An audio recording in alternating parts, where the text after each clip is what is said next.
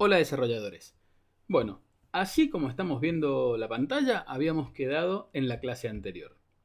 Este era el código que teníamos, con el código CSS que les hice crear, el cual vamos a colapsar para que no nos moleste en la pantalla, la estructura básica de HTML,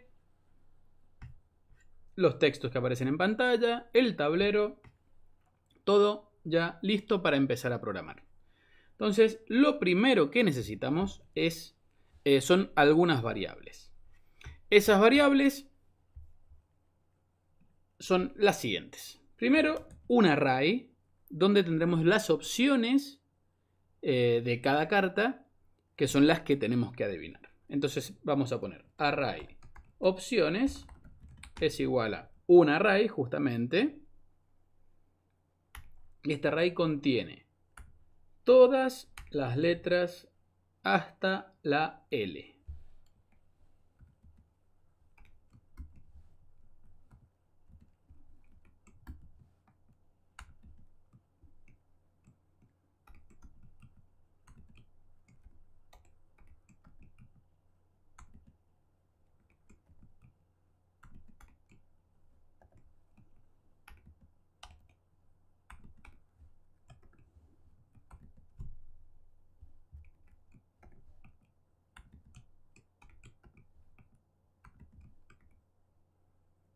A, B, C, D, E, F, G, H, I, J, K, L. Perfecto. Y ahora duplicamos. Perdón, sería así. Duplicamos todas las letras.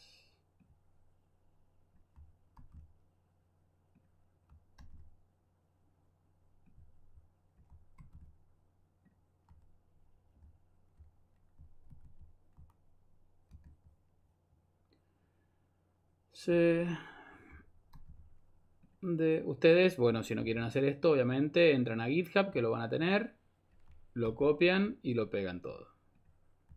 Yo tengo que hacerlo completo porque el juego se va a programar por completo, excepto lo que copiamos de CSS, porque no es JavaScript, obviamente. Se va a crear por completo en la clase, en las clases. Y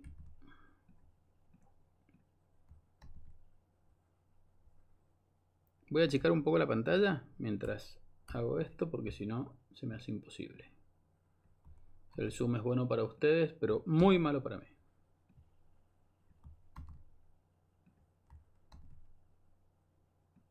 Y la L. A, la B no está duplicada. B, C, D, E, F, G, H, I, J, K, L. Perfecto. El array de las opciones ya está creado. Ahora vamos a crear un array que se va a llamar valores, cartas, que es un array vacío, lo declaramos como un array vacío, y en este array lo que vamos a almacenar son los valores de las cartas que vamos seleccionando, para obviamente poder compararlas y ver si son iguales o no. Eso luego. ¿Qué más necesitamos? Esto que estoy haciendo de declarar las variables es obviamente porque yo ya hice el estudio de cómo se debe crear el juego, de qué es lo que necesito para poder avanzar en el mismo, y es lo que vimos en las primeras clases de los diagramas de flujo, donde uno estudia el problema que va a tener, y antes de inicializar a programar hay que imaginarse qué es lo que necesitamos, el estudio del problema, para poder llevarlo a cabo de una manera satisfactoria. Entonces necesitamos un array de opciones, necesitamos los valores que vamos seleccionando, eso es lo que estamos creando en este momento. También necesitamos los ID, eso es porque para poder trabajar dentro del HTML necesitamos identificar cada elemento, como ya aprendimos para manipular el DOM, con un ID único. Entonces también necesitamos los ID de esas cartas que hemos dado vuelta para poder modificarlos. Entonces otro array con ID de las cartas, que también es un array vacío. Se va a ir llenando en el programa. Y necesitamos obviamente un contador de las cartas adivinadas. Cuando lleguemos a que ese contador es igual al número de cartas que hay, que vendría siendo la longitud, length del array de opciones. Una vez que lleguemos, voy a ampliar de vuelta, así ustedes ven mejor, a ese número, significa que ganamos el juego.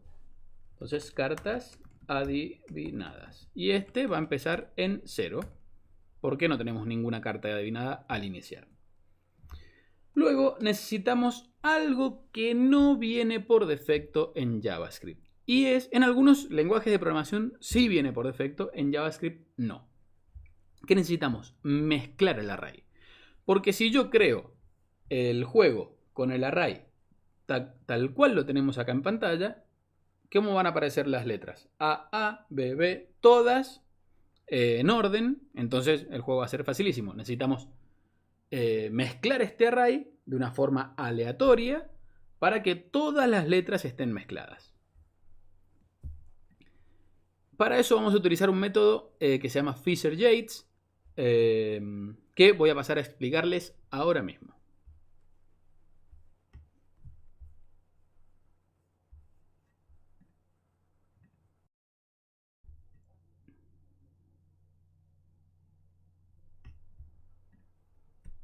Bien, el método Fisher-Yates es un método para mezclar arrays de una forma eficiente y funciona de la siguiente manera. Nosotros tenemos un array con opciones, como vemos en pantalla, A, B, C, D, E, F, bueno, 8 opciones. Ya saben que en JavaScript o en otros lenguajes de programación también, o sea, en todos, creo, los arrays empiezan del 0, entonces esto sería de 0 a 7. Yo en esta presentación voy a hacerlo de 1 a 8 para que sea más dinámica la explicación. Bueno, lo que tenemos para utilizar el método Fisher-Yates es muy simple. Tenemos un índice que empieza de atrás, del final hacia el principio, y un número aleatorio. Entonces, ¿qué pasa? Supongamos que tenemos el índice 8, ponemos un identificador encima del índice 8. Esto es una explicación visual de cómo funciona el método. Y una vez que estamos en el índice 8, generamos un número aleatorio. Ese número aleatorio supongamos que es el número 2. Entonces, ¿qué hacemos? Esa posición 8 del índice, es decir, la H, la sacamos de su lugar. El número aleatorio también lo sacamos de su lugar y los intercalamos, como vamos a ver ahora. ¿Ven? Los sacamos de la posición y los mezclamos. Vuelve a armarse el array. Y el array ya mezcló una de sus posiciones. ¿Qué hace después? Achica el contador y va reduciendo el número de posiciones. Es decir, empezamos en el 8. Ahora el índice va a apuntar al 7. Y ahora el número aleatorio que se va a generar va a estar entre 1 y 7. Lo va acotando en cada vuelta. Entonces, el número aleatorio 4, el índice 7, los mezcla y vuelve a armar el array. En la siguiente vuelta, ¿qué va a pasar? El número aleatorio es el índice pasa a ser el 6. Entonces ahora elegimos un número aleatorio entre 1 y 6. Se seleccionan las dos y hace exactamente lo mismo. Así, una y otra vez hasta llegar al último índice, que ya no tiene nada más para mezclar. Esa es una forma muy eficiente para hacer una mezcla dentro de los arrays y es la que vamos a utilizar nosotros en el código.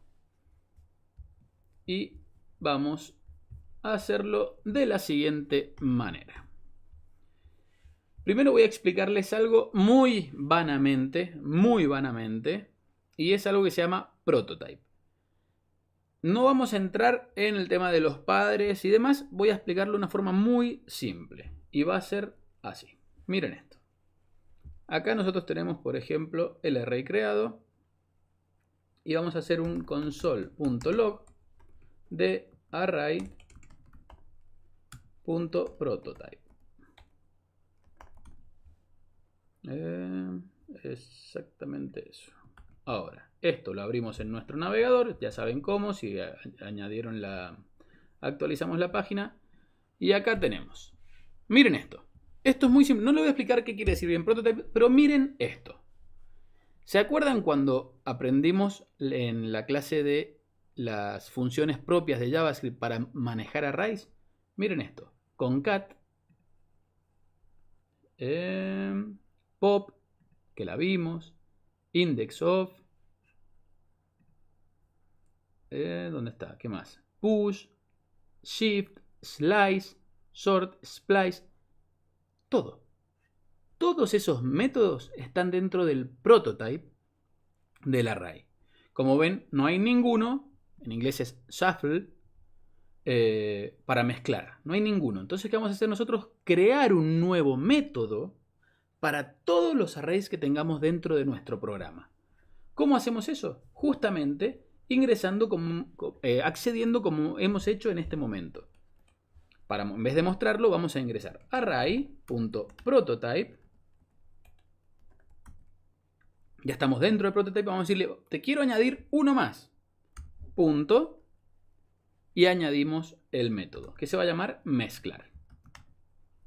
A partir de ahora, cuando terminemos de crear esto, que va a ser una función, como ven acá, esa f que ven ahí es una función. Y ahí está diciendo, justamente en pantalla está diciéndole que es una función que se llama concat y que es nativa del código. Se los está explicando directamente Google Chrome.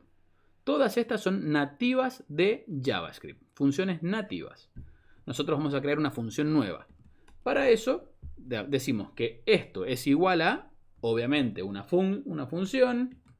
Esa función no tiene ningún parámetro, porque lo que queremos es que mezcle, no necesitamos enviarle ningún tipo de dato. Y el bloque de código. En el bloque de código tenemos lo siguiente. Tenemos una variable i que es igual a this.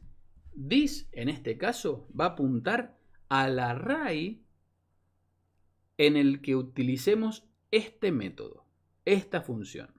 Ahora no tenemos nada. This, cuando nosotros hagamos, por ejemplo, array opciones.mezclar, porque se acuerdan cómo usábamos los métodos de las arrays.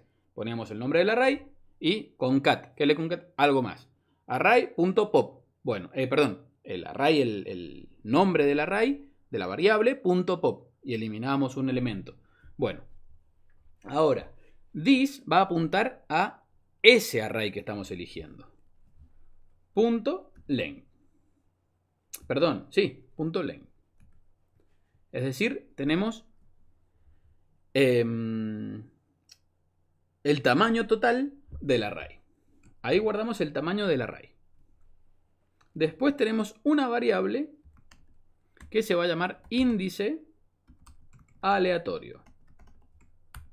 No le añadimos nada. Y tenemos una variable que va a ser el valor temporal.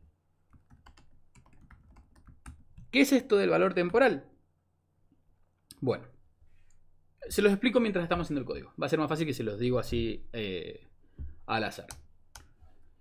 ¿Qué hacemos ahora? Entonces les vamos a decir que mientras menos i, ¿se acuerdan que si lo hacíamos antes se ejecutaba como era? Acuérdense de los operadores. Las clases tienen un orden por algo. Esto lo entienden solamente si han visto la clase de operadores. Incremento y decremento.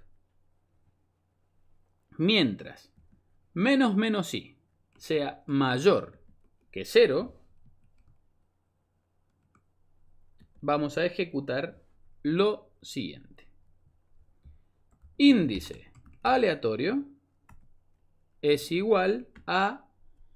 Les voy a enseñar ahora cómo encontrar un número aleatorio entre un número y otro. Como les dije cuando les mostré la explicación de cómo funciona el método Fisher-Yates, es toma siempre el índice desde el 0, en el caso del array de JavaScript, hasta el último índice. En el caso de este array que tenemos acá, tenemos 1, 2, 3, 4, 5, 6, 7, 8, 9, 10, 11, 12, 13, 14, 15, 16, 17, 18, 19, 20, 21, 22, 23, 24. O sea que tenemos del 0 al 23. Si nosotros hacemos, por ejemplo, se lo puedo ir mostrando en CodePen. De hecho lo tengo abierto. Vamos a ir a CodePen.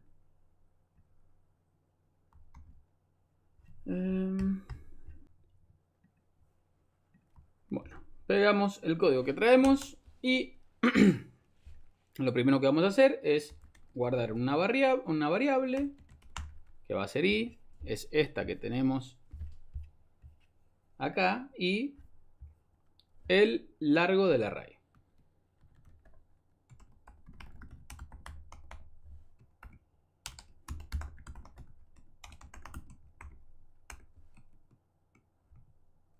Como ven, tiene 24, ya lo habíamos hecho la cuenta recién. Yo voy a ir separando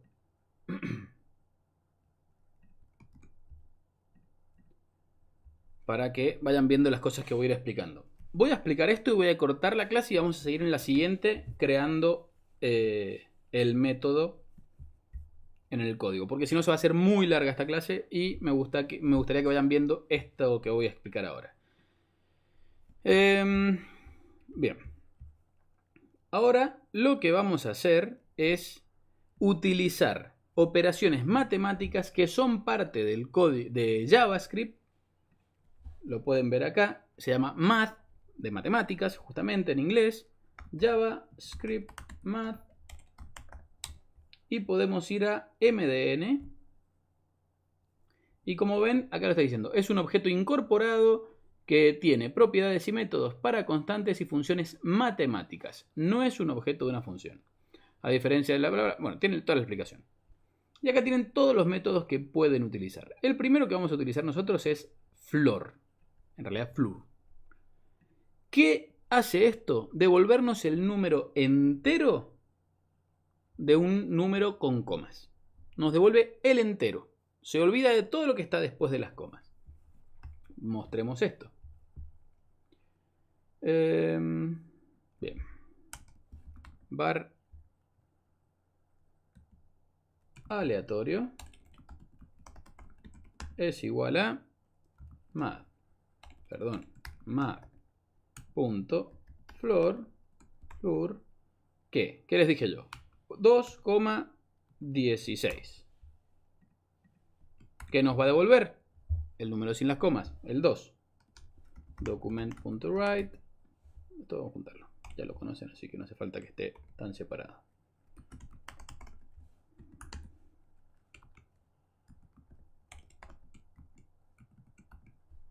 Bien, el 2. Aún así, yo lo pongo acá, 99, me va a seguir devolviendo 2.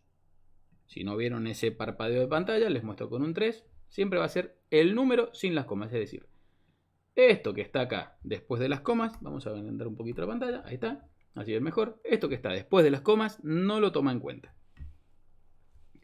¿Qué más vamos a utilizar? Un número aleatorio. Ya tenemos el número entero. Porque, obviamente, los índices del array, eso que vimos en la explicación de Fisher-Yates, no tienen comas, son índices enteros. Entonces ya tenemos cómo conseguir el entero. Ahora necesitamos conseguir un número aleatorio. Para eso tenemos una operación matemática, un método, perdón, que se llama random, que nos devuelve un número aleatorio entre 0 y 1. Vamos a verlo también acá. Esto sería número final. Número, vamos a ponerle número. No, perdón. Índice, hagamos las cosas como son. Aleatorio. Ese sería el identificador real, porque esto lo vamos a cambiar, no va a ser un número directo, sino que vamos a tomar una forma de crear ese índice. Entonces, ¿qué necesitamos para eso? Un número aleatorio. ¿Cómo lo conseguimos? Var aleatorio es igual a math.random. Y si imprimimos esto en pantalla, ¿por qué? Ah, perdón. Bueno, ya lo están viendo. Índice aleatorio.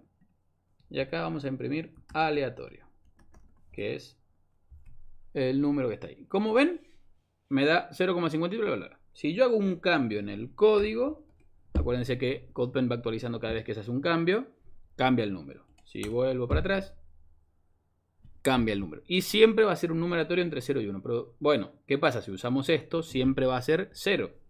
Usémoslo y se van a dar cuenta. Si lo ponemos acá, siempre va a ser 0. No importa lo que pase, siempre va a ser 0 porque el número nunca va a superar el 1. Entonces, cambie lo que cambie, siempre va a ser 0. ¿Cómo hacemos para que ese número aleatorio esté entre 0, que es el índice inicial, y 23, que es el último índice del array, porque son 24 objetos, entonces es del 0 al 23. Multiplicamos esto por y el largo del array más 1. ¿Por qué más 1? Porque si no, no vamos a llegar al 23. Nos vamos a quedar en el 22. Si quieren, hagan la prueba. Se van a dar cuenta. Pero hay que sumarle 1. Es decir, sería 25. Si queremos que llegue del 1 al 23, tenemos que ponerle que el número por el que lo multiplicamos sea 25. De esta forma, estamos consiguiendo siempre un número aleatorio entre 0 y 23. ¿Ven? Va cambiando permanente 23. Y si seguimos, no creo que nunca nos dé 24. No deberían, no, que no creo. No nos va a dar nunca 24. El último número que va a conseguir es 23. Entonces ya tenemos una forma de recorrer el 20, perdón. Claro, sí, 23. Está bien, yo después les voy a explicar cuando haga el código. Bueno, ya aprendimos cómo encontrar números aleatorios. Eso es importante, vamos a cortar la clase acá. En la próxima clase seguimos creando el método para mezclar el array. Esta clase ya es bastante larga, entonces por eso la cortamos, nada más. Pero la clase siguiente continúa desde este mismo punto. Nos vemos en la próxima clase. Si te gustó el video, suscríbete.